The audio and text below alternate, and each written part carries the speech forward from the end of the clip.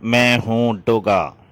दोस्तों, आपने इसके पिछले भाग में पढ़ा कि डोगा किलर जिम के का खात्मा करने के लिए निकल पड़ता है, जहाँ उसका सामना होता है किलोटा से। परंतु डोगा के आश्चर्य की सीमा नहीं रहती, क्योंकि किलर जिम का किलोटा उससे हर चीज़ में बीस होता है। डोगा हर चीज़ में उससे हार जाता है, ना निशानेबाजी में न लड़ाई में। डोगा हर चीज़ में उससे हार जाता है।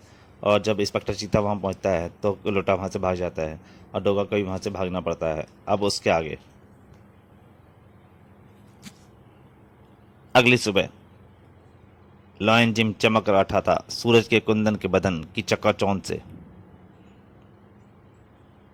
वह अपनी कसरत में इतना व्यस्त था या जानबूझकर किसी की उपस्थिति को अनजान बनकर दिखा रहा था, क्योंकि जो शख्स उसे घूर रहा था वह और कोई नहीं, इंस्पेक्टर चीता ही था, जो क्रोध से सातवें आसमान को भी पार कर चुका था।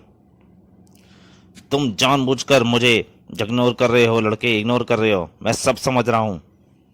मुझे अपनी ताकत दिखाकर तुम इम्प्रेस करना चाहते हो।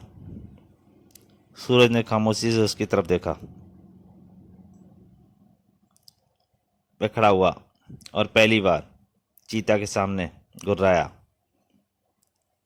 यह जिम मेरा मंदिर है, कसरत मेरी पूजा, और ये मशीनें ये मेरे लिए भगवान हैं।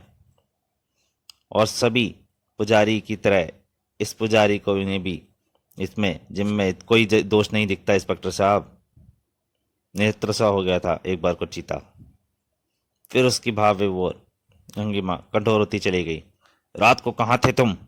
शमशान में बैठा अपने साथियों की मौत का शोक मना रहा था। उसके ऐसे जवाब चीता के कानों में पिघले शीशे की तरह उतरते थे। अपने पर काबू रखकर बोला वह, लड़के, मैं तुझे यह बताने आया हूं कि कल रात किसी ने किलर सिम को तबाह कर दिया है। वह तो होना ही था, आज नहीं तो कल किसी ने रावण की लंका जलानी ही ठहरी। लेकिन रावण यानी किलोटा बच निकला है वहां से, और मैं तुझे समझा आगाह कर रहा हूं कि यदि वैसा कुछ करने का जलाने का विचार तेरे दिमाग में हो तो उस पर पानी गिरा लेना, समझे? इंस्पेक्टर साहब, मेरा काम इन मशीनों से जूझना है। मुझे लाशों के जलाने से खौफ खाता हूं मैं। लाशों से तो वैसे ही खौफ खाता हूं मैं। यह बात जी अच्छी है तुम जैसे बच्चों के लिए। मन ही मन मुस्कुराया सूरज। वापस जाता जाता इंस्पेक्टर चिता छिटका। हाँ, एक बात और, किलर्स जिम की तबाह करने वाले जंगबाज के पीछे लग गया है हूँ मैं। इस केस के साथ थाने के लूटे गए हथियारों का केस भी जुड़ गया है, क्योंकि किलर्स जिम में उन्हीं हथियारों का इस्तेमाल किया गया है। रात में गोली मारकर उसका हाथ भी घायल कर दिया है मैंने। अब वह जल्दी ही मेरी गिरफ्त में होगा। आखिर पता तो लगे, जिस तरह लायन जिम में हत्याकांड हुआ उसी दिन क्यों लूटे हथियार, और फिर लायन जिम के दुश्मनों को ही क्यों मारा उस लटेरे ने। जरूर पता चलना चाहिए इंस्पेक्टर साहब। तो वाकई चीता है। मन ही मन तारीफ कर उठा सूरज भी इंस्पेक्टर चीता की। फिर चीता ने उसका गोली से घायल हुआ सीधा हाथ थामा और चल पड़ा।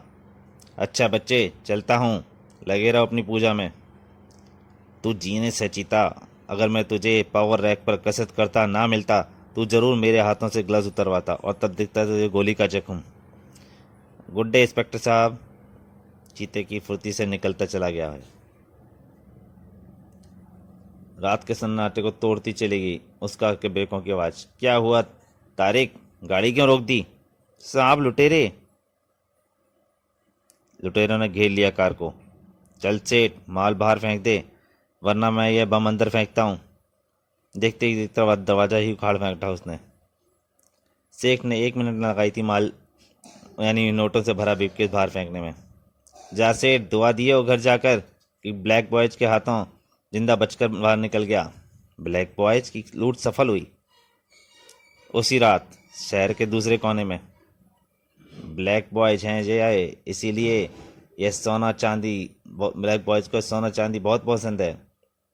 यह लूट भी सफल हुई शहर के अंदर एक अन्य कॉम में। क्या सारे बम्बई में फैले हुए हैं ब्लैक बॉयज? बैंक लूटने का आज आज ही है, मजा ही है। यह तुम्हारे हाथों में ही और तोड़ने की ताकत हो। एक ही रात में इतनी लूट। शायर शहर में मच गया हंगामा। अगली सुबह न्यूज में, एक ही रात में एक नई गैंग ब्लैक बॉयज ने 7 जगह लूटपाट की, जिसने 2 करोड़ के करीब की रकम शामिल है। लुटेरे 10 हत्याएं भी कर गए हैं। हर कान तक पहुंच गई थी ये खबर। उसी रात ब्लैक बॉयज गैंग के लुटेरे दिखाई दिए शहर की एक ऊंची बिल्डिंग की छत पर। सामने है वह बिल्डिंग जिसके टॉप फ्लोर पर बैंक व नीचे है पुलिस हेडक्वार्टर। डोवा ने अपने मोहल्ले के सभी कुत्तों को इकट्ठा कर लिया था। गुर गुर गुर, तुम सबको शहर में फैलकर ब्लैक बॉयज को ढूंढ गन सूंघनी है। अब खबर मिलते ही मुझ तक पहुंचानी है। वाह वाह वाह। ठीक है, यह काम तो हमारी ड्यूटी है। उसके बाद कुत्ते अलग अलग दिशाओं में दौड़ लिए। वह रस्सी उछाल फेंकी लुटेरे ने बैंक की इमारत की तरफ, जिसके एक सिरे पर बंधा हुआ था हुक। इस लूट में हमें 1 करोड़ से कम का रुपया नहीं मिलेगा। पहले ही प्रयास में हुक बैंक इमारत की छत पर जा टकरा। इंस्पेक्टर चीता अपने लश्कर के साथ निकला पुलिस हेडक्वार्टर्स की बिल्डिंग से। आज ब्लैक बॉयज गैंग से कोई प्रयास किया तो वह मेरे हाथ में चढ़ने से नहीं बच सकेगा। लगता है कमिश्नर त्रिपाठी आज ही उसने उसे एक केस सौंपा है। सदे हुए हाथों से मजबूत पकड़ बनाए रखे रस्सी पर आगे बढ़ गया था गैंग। नीचे पुलिस, हा हा हा, ऊपर डकैत, हो। सफलता आज भी उनके कदम चूम रही थी। डोर के पास द्रुत गति से दौड़ता हुआ आया वह कुत्ता। गुर गुर गुर, क्या हुआ रॉकेट? कोई खबर मिली? गुर गुर, पुलिस हेडक्वार्टर। छत पर चल रही है डकैती। रॉकेट की खबर सुनकर कहाँ रुकता डोगा, वह भी दौड़ लिया। इंस्पेक्टर चीता अपनी जीप पर सवार हो गया था। उफ! अचानक सामने खड़ी गाड़ी के साइड व्यू मिरर पर उसे दिखाई देखते ही चौंक पड़ा वह। मिरर के ऊपर टेढ़ा हुआ था, उसमें ऊपर का दृश्य ही ऐसा दिखाई दे रहा था। झट जीत से उतरा वह और गरज के आसमान की तरफ देखा। Oh my God! Black boys police headquarter के ऊपर। वे शायद बैंक को लूटना चाहते हैं। उसका हाथ झट रिवॉल्वर पर गया, कस गया। एक ही धमाके गूंज हुई रिवॉल्वर से। धाए मारे गया। एक निशाने ने रस्सी को तोड़ों में बांट दिया था। धमाके से सारा मॉल गूंजकर सबको आगाह कर दिया। टप टप नीचे आकर गिरे ब्लैक बॉयज।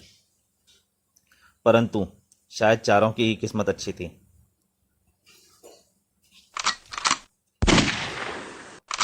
ब्लैक बॉयज के रिवॉल्वर निकले और फांसने लगे, लेकिन जब सामना इंस्पेक्टर चीता से हो तो गोलियों की बौछार भी अपना रास्ता भूल जाती है। चीता का एक फायर और वह भी उतना ही स्टीक। अब की और उस लुटेरे का नसीब भी उसे न बचा सका। चीता का दूसरा फायर, धाएं और गोलियां बरसाते लुटेरे की आत्मा ऊपर वाले को दरबार में हाजिर देने को चल पड़ी। चीता का तीसरा फायर और अन्य सैनिकों के ऊपर ही शहीद हो गया वह तीसरा लुटेरा भी। तभी इंस्पेक्टर चीता के पीछे धमाका गूंज उठा और एक चीख, उफ! बाल बाल बचा। फुर्ती से पलट गया था चीता। तभी एक और फायर हुआ और पान पखेरु उड़ गए उस चौथे लुटेरे के। कौन है वह मददगार? इंस्पेक्टर चीता की निगाहें फैली रह गईं वह सूरत देखकर। डोगा, जो कि ब्लैक बॉयज को पकड़ने की लिए वहां पहुंचा था, किंतु इंस्पेक्टर चीता के फुर्तीले कारनामे के कारण उसके हिस्से में आया केवल एक ही लुटेरा। बाय बाय इंस्पेक्टर चीता। वह पलटा और अंधेरे में विलीन हो गया। सब कुछ इतनी तेजी से हुआ था, जब तक हेडक्वार्टर से पुलिस फोर्स वहां आई वहां उनके करने के लिए कुछ था ही नहीं। शाबाश इंस्पेक्टर चीता, वेल डन। आज ही ये केस मैंने तुम्हें सौंपा और तुमने 4 लुटेरे मार भी गिराए। फिर अपनी जीप पर सवार होकर चल पड़ा चीता शहर की गश्त पर। जीप ने पहियों की तेजी से चक्कर खा रहा था उसका दिमाग भी। कौन था वह? और उसकी शक्ल बिल्कुल बुलडॉग से मिल रही थी। इतनी दूर से भी कितना सटीक निशाना मारा था उसने।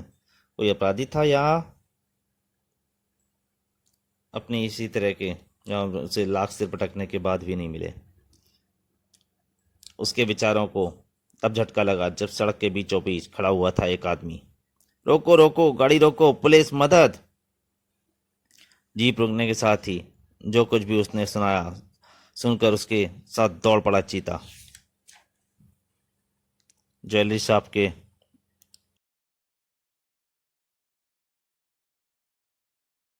लूट कर बाहर निकले ब्लैक बॉयज। हा हा हा हा हा। देखते ही कैसा भागा था दुकान का चौकीदार। वे इतने खुश थे इसलिए क्योंकि इंस्पेक्टर चीता पर उनकी नजर नहीं पड़ी थी अभी। उनकी हंसी दबा दी रिवॉल्वर से निकल डकारने की आवाज ने। अपने अपने हथियार फेंक कर इंस्पेक्टर चीता के सामने आत्मसमर्पण कर दो। अब की बात एक बार की तो खुश हो गया था उन चारों का। चारों ने अपने हथियार फेंक दिए। पर उसका क्या करें कि एक हथियार बम था जिसकी पिन उसने खींच भी ली थी। लो इंस्पेक्टर, बिल्कुल आखिरी क्षण में था हो गया था ये चीता इसकी हरकत। बम ने जो करना था किया, यानी जबरदस्त घातक व धमाका। किंतु इंस्पेक्टर चीता आखिरी धरणों में उछल गया था।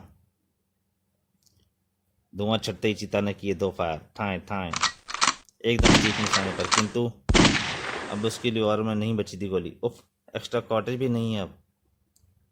इंस्पेक्टर निहत्था था, लुटेरे हथियार बंद। रिवॉल्वर और बाकी लुटेरों के बैग उठाकर उन्होंने भागे ब्लैक बॉय। भागो, लगता है इंस्पेक्टर चीता अपने रिवॉल्वर को लोड कर रहा है। किंतु उनके भागते हुए कदमों को उस गरजदार आवाज ने जाम कर दिया। ठहर जाओ, कानून व समाज के दुश्मनों, डोगा तुम्हें जाने नहीं देगा। एक बार फिर नृत्य हो गए वे और दोनों के घुटने तोड़ दिए उन गोलियों ने। तभी बाहर निकला इंस्पेक्टर चीता और खुले हुए मैन हॉल में छलांग लगा दी दोगा ने। यही वही मददगार, किंतु नाम व शक्ल दोनों अजीब। अरे अरे रुको रुको, अब मैं चला। चीता उनका पीछा पकड़ने का इरादा कर लिया चीता ने।